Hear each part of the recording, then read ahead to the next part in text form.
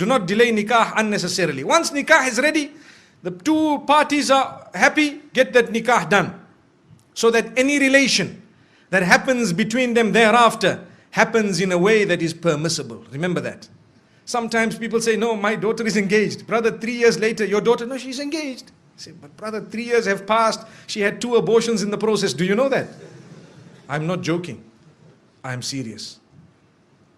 My parents, you don't know what we know. They come to us for help when they cannot talk to you. I know. We cry when we see the children of the good people. Sometimes people we know. And they come to us, you know what, I have this problem and that problem. But sister, you are engaged to the man. How could this have happened? You know, my father told me you cannot marry now, you are still studying. My, Allahu Akbar. May Allah forgive us, really. Brothers and sisters, open your eyes. See what is going on. Ask the people what is happening. If you think we are not living in an era of hypersexuality, you are dreaming. You are dreaming. You are living in a dream world. We are living in the dirtiest society up to this age. There has never ever been a more hypersexual society than ours.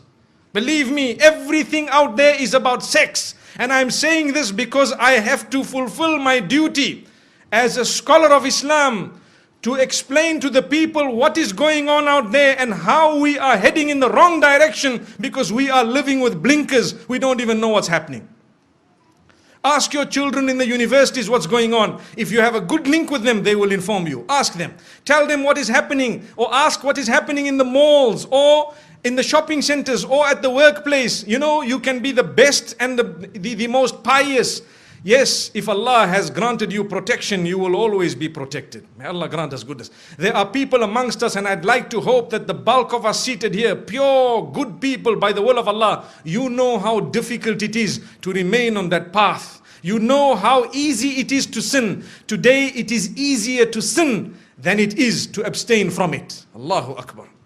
It is easier to abandon your hijab than it is to don it. It is easier to leave your salah than it is to fulfill it. That is because the environment has made it so difficult to engage in that which is correct. But my brothers and sisters, this is why I say do not delay nikah. It's not just my statement, it is a teaching that has come to us from the best of creation. Don't delay it.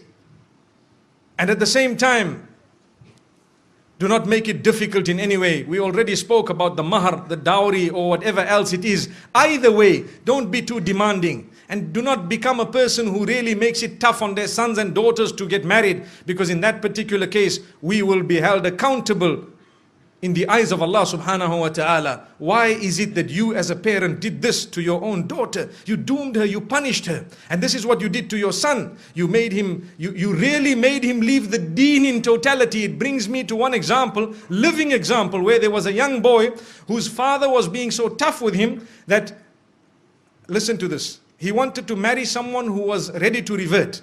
So his father told him, no, not over my dead body. What am I going to tell my friends and society, my brothers and my sisters, my this, my that? Brother, izzah is from Allah. Your status is from Allah. If you had embraced this, it was going to be much better. So you can explain to your friends and your family, look, you know, I tried my best, but today's society, you know, sometimes the children are doing their own thing and we have to try our best, saddidu wa qaribu, to make the most of what it is and to guide them as best as possible. And, you know, we will see how best they can manage. But instead of that, this father chose to say, over my dead body. So what did the son do? He asked for help from some of the scholars and so on, and sometimes there is a limited amount of help you could actually offer, because if a man is being stubborn, you cannot really win. So after some time, he converted and left the fold of Islam and gone. Why? Because to him, the child was lost, and the father is still proud of his action. I don't mind if he became a non-Muslim, but at least nothing happened against my will. And he told his family members, you know, your children, if they want to do the same thing, you should also engage in this type of thing. How? The woman was ready. So I had an opportunity to address this young boy. And when I spoke to him, he told me something that is really a question of the age. When I say question of the age, I mean sometimes the mind starts asking these questions. He said, you know, this woman is such a good woman that I married. She has so many good characters and conduct. She told me I'm ready to do anything. You know, I explained to her about the little I know about Islam and she was ready. And then what happened is, when my father and my parents said no and everybody disagreed and they, you know, the mother, he says my mother didn't really mind, but she has to follow what my father says. So after some time, they questioned me, her parents, to say, look, we were all okay for our daughter to, you know, to enter the fold of Islam. Now, if she is not going to enter the fold of Islam, then why don't you enter our faith? So he said, yeah, it makes sense. You see? He said, yeah, it makes sense. If they refuse, I will not refuse. You people are not refusing. So he says that is what made him turn. Now look at this. The young boys of today, this is the logic they are using. They will not tell you Islam is correct and Islam believes in all the previous messengers and Islam, Allah is one. Even the father perhaps doesn't read Salah correctly, but he was proud with his action. May Allah subhanahu wa ta'ala forgive that man. Really. We tried very hard, but to be honest with you, it is only Allah who can bring people back. And that's why I say it is foolish. Sometimes you might lose your child totally, rather you lose them 20%.